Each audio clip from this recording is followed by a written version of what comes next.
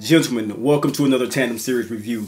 Today, I'm happy to get into a nice little combination of things. Today, we're going to talk about the Made Man cigar made by Aganorsa, which is a great family out of Miami. We're going to get into also a few fragrances in my collection that I think will go and congeal with this particular topic of being a made man. I'm going to give you 3 specific fragrances that are universally liked. They are designer fragrances that go from the young, middle-aged to a boss in the game, so to speak. So if this is the type of content you think you'll enjoy, pull up a seat, pour a glass, and of course, let's enhance.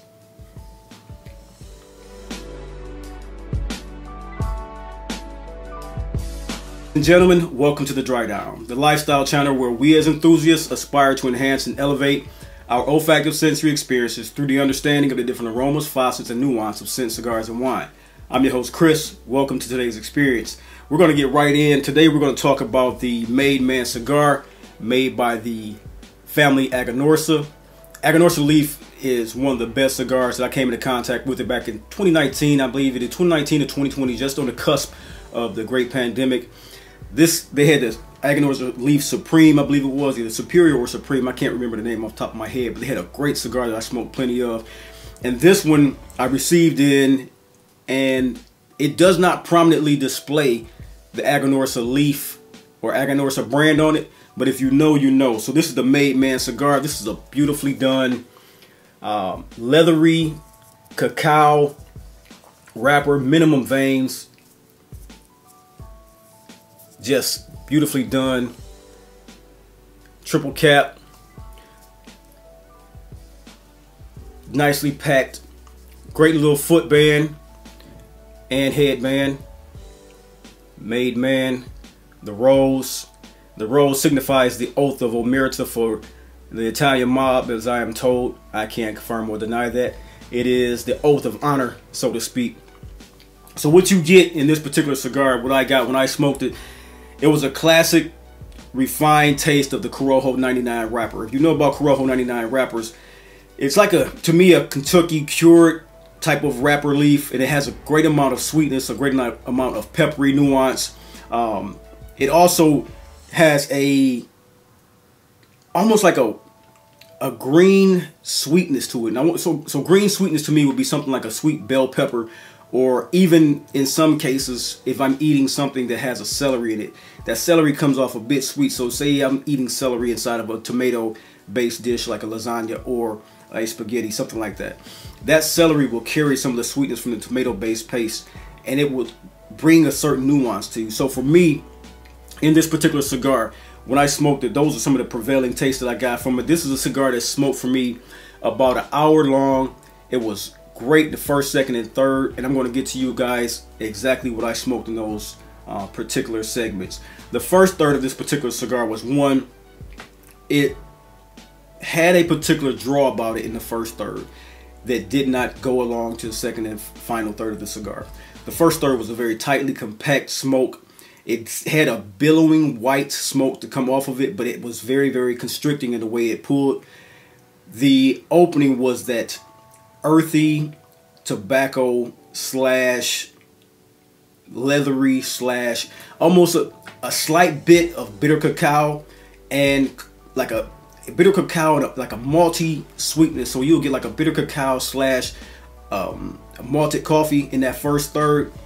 The malted coffee was a bit subdued in it, so you got more of the earthy greenness and the bitter coffee. And then after about 15 to 20 minutes of smoking it on the porch, I got under the covered porch and let some of the smoke surround me, let some of the actual nuance of the cigar surround me, and the facets actually became a more of a pronounced taste profile and also a pronounced smell profile. That's when it became a great cigar for me, and I will admit that first third I'll give a discount to, because I was in a region of my house that I did not get great smoke profile from it because I was getting the wind blowing around. So the second third, what I got was a great taste of sweet cacao, white pepper, and a beautiful cashew nuance to it. And the cashew nuance is one that I pick up so prevailing, and it was one that I really enjoyed because it was a nutty taste that was very specific. It was not something that was like a peanut spread or a off the beaten path walnut or something like that. There was a very, very fine cashew taste to this particular cigar that I very, very much so enjoyed. And so in smoking this cigar, in that second third, it gave me the best pleasure of this particular cigar. The peppery tones of this Corojo 99 wrapper started to kick up in that second third. The tobacco, the boldness of the tobacco, which was the nicotine content, and also the smoke production was starting to billow a lot more. That's when it became more of a sit down and smoke. And that's when I went and got a partner to do with this, and I ended up making a New York sour drink. And that is basically when you pour a red wine over a bourbon. And at that point, this cigar became my best friend for the summer. So that means to me, I'm going to seek out this particular cigar because the taste profile in which it presented to me at that point with my perfect pairing was one that I really, really thoroughly enjoyed. The second third was the most bursting of the sweetness, the slight salty salinic taste, few floral notes, not many. I was expecting a few more floral notes from the Corojo leaf, but it didn't give me the floral notes that I've come to expect from it, which is fine because maybe the Nicaraguan binder and filler, which this is a Nicaraguan binder filler cigar, they began to take more of a pronouncing kick up in the pronouncing of the peppery taste and the coffee taste. And so that became much more of an interplay and nuance for me, which I enjoyed as well. This is a cigar that I recommend. I can't remember the price. This is actually the Toro model, the 870. If you look it up, I believe they can be found on Cigar International and a few more places. Even your local boutiques should have these cigars by now. But this is the Aganorsa Leaf Made Man. This is a 6" by 50 Toro, and it was one of the nicest smokes in a while. I did smoke 3 cigars this particular weekend to get back into the tasting profile of the cigars to give you guys some better reviews, and I know I made sure that this was one of the ones on the list I wanted to put out there because Aganorsa Leaf is a great cigar brand. The only gripe I had about this one in particular was the band. The band has no distinctive separation, so when you get to the 1" mark, it was hard for me to pull off and continue to smoke. If you look, there's no actual separation on the top layer. I picked at it, and I could not find anywhere to pull off the actual rose band. So that was one gripe I had about it. I should be able to find that pretty easily and pull it off. The foot band came off easy with no apprehension at all. I actually did a V cut on this cigar when I did smoke it, and that was a great little sharp V cut. All in all, a great cigar for an hour-and-a-half smoke. They gave off a great tasting profile if you're into Corojo 99 taste profile, along with a backbone, of the Nicaraguan binder and filler taste. Now, I've come to find out that Aganorsa is one of the brands that really refines the Corojo 99 leaf. And so smoking this and getting the understanding of that from what they do with that leaf, I'm much more going to enjoy some more of their flavorful cigars. So once again, this is the Made Man by the family Aganorsa, and this is a 6 by 50 Toro, the 870 model. A great sweet, salty, salinic, bursting with flavor type of cigar that lasted me an hour-and-a-half long, and it was one that I thoroughly enjoyed it. So get your nose on that one, get your mouth and your profile on that one, and see what you guys think about this recommendation. Once again, Made Man by Aganorsa. Great cigar. Ladies and gentlemen, that was the cigar content for today. Let's dive into a very simple yet complex fragrance combination for you guys. The Aganorsa Leaf cigar was the Made Man, and I want to introduce you to 3 kind of perfect segue of fragrances that really introduce the young, middle-aged, and old gangster in the movies that I have watched throughout the past couple weeks, one being The Godfather. So I'm not going to name names, but these cigars are just to point out the youth, the middle age, and the boss ultimately. So first up, we're going to go with the fragrance Narcisco Rodriguez for him. This is a great fragrance. If you're into musky, lively, aromatic fragrances, this is a great fragrance done by the king of the moment, Mason Francis Kirkjohn. He made a great fragrance based off of a very prominent, earthy violet and lavender with a muscadine, a patchouli and amber with pink pepper to make it more present and lively for the moment. This is a great spring scent. This is for the youth. This is for a young gentleman between the age of 20 and 30 that has the makeup and prominence to come up under his family tree and give his business an even higher step up in industry.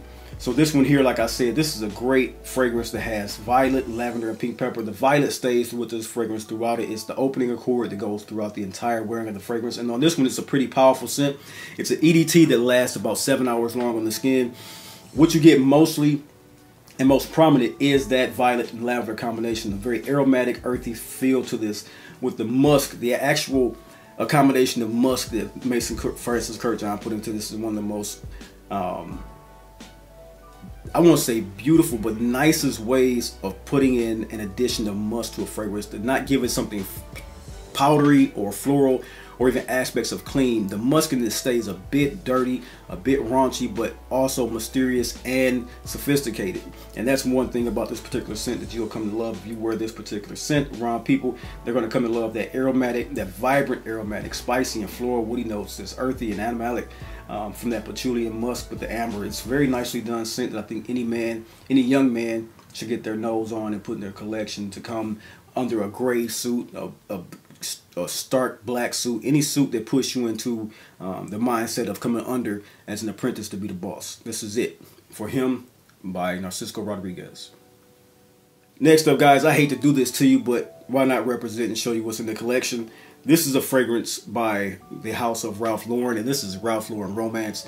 This is a very, very old bottle that I've had in my life for at least 20 years. I got this as a young man, and this has been with me ever since. This is a great scent done by Antoine Lai back in 1999, and this is a fragrance that is the mid-tier capo. This is the guy who still has a romantic feel about the game. He still loves the game and he still wants to be in the mix in it, but he knows he's coming up elevated as a boss and he won't see much more of the action, but the romance of it just keeps calling him back. And so that's what this particular scent represents, because he has a family, he has his lady, he has his mistress, and he has his life that's going to be a prominent king and boss.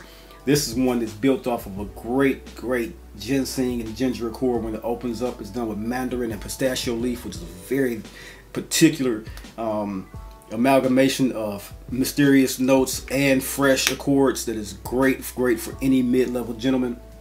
It has black currant, which is it's almost the black currant that you'll get in the fragrance Scent of Peace for him in the Bond Number 9 scent. You can very much so pick up that black currant. It's a very special scent that they put into this one.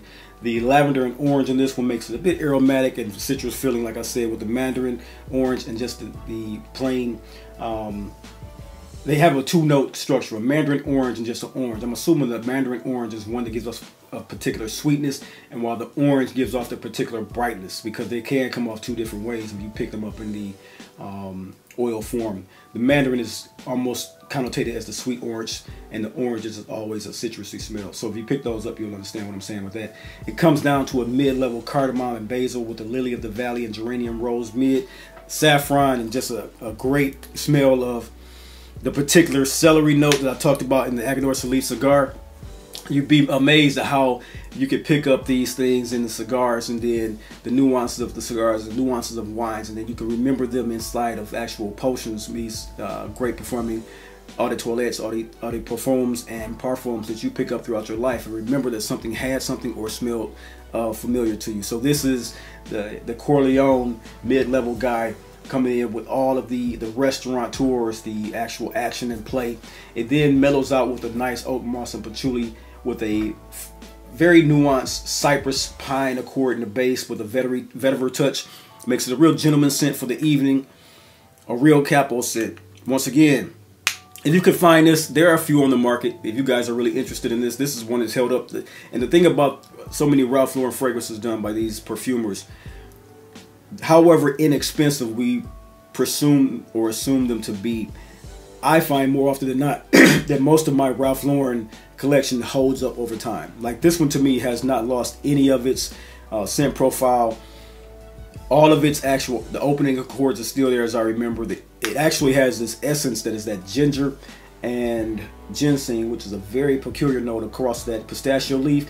And you would expect something like that to be something that has been alleviated through time, but no, it's still there when you spray this on. And I spray this on maybe twice a year over the last few years to keep this thing in my collection. And it's one that I thoroughly enjoy putting on my skin. So once again, this fragrance Romance by the house of Ralph Lauren. So gentlemen, last but not least, let's talk about what the bosses wear. The bosses, Santos de Cartier. Santos de Cartier is one of the finer fragrances that Cartier has come out with, in my opinion. They always come out with classic staples into a collection, and this is one that I have had plenty of pleasure with. My bottle, you can't really tell what these bottles have in them, but I'm assuming I'm getting very low. This is a vintage bottle. This is not the concentrate, which is the gold cap. This is the actual eau de toilette that had the silver cap on it. The new bottles, I'm hearing things about formulations, because I was going to buy a secondary bottle. I'm hearing things about formulations to where it's not standing up to par. But if you're into a fragrance that is the ultimate in masculine elegance while being stately and boss-like, this is the fragrance for you.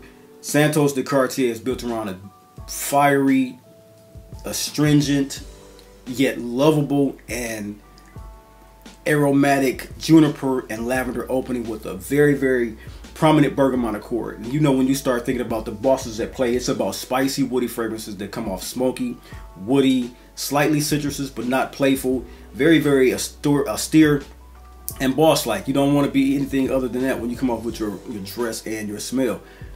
It can be playful at sometimes because of the mid comes into a spicy nutmeg with a geranium accord. Also, the aromatic touch of rosemary in this one gives this one of those best ebb and flows of opening to mid aromatic touches. So it makes it a fine line of spicy, aromatic, and not posh, but something of a legacy type of scent that you want to pass on to your children. You want your children to smell this, your sons to smell this, and then come after you and start to spray this scent on themselves when they get into the position, so that that legacy of fragrance can be something that everybody recognizes when the boss is in the room. And that's what Santos de Cartier does. This is one that I love to spray on when I'm in the mid spring to opening of summer. So this is something to go from the 55 to 75 degree range because it has a spicy woody component to it.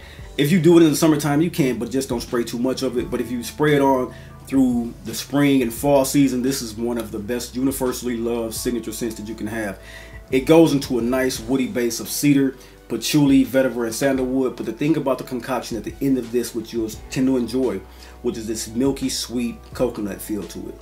And it's the thing about that is it's not something that smells of coconut sweetness that you would think about in shampoo or conditioner. This is something that very much so touches on the melodic smell of a fresh coconut being cracked open in front of you. And it's not the candied like, so don't get anything in your head about what a coconut can smell like as far as tropical. Think of more of the earthy appeal of a coconut when you smell it. Nothing fruity, nothing tropical, but just really that rich smell of an earthy coconut. If you've ever been on the beach or something like that, when you had the guys open up for the water for you, you'll get the essence of that. If you don't, all I could do is say it's something that smells almost nutty, almost like a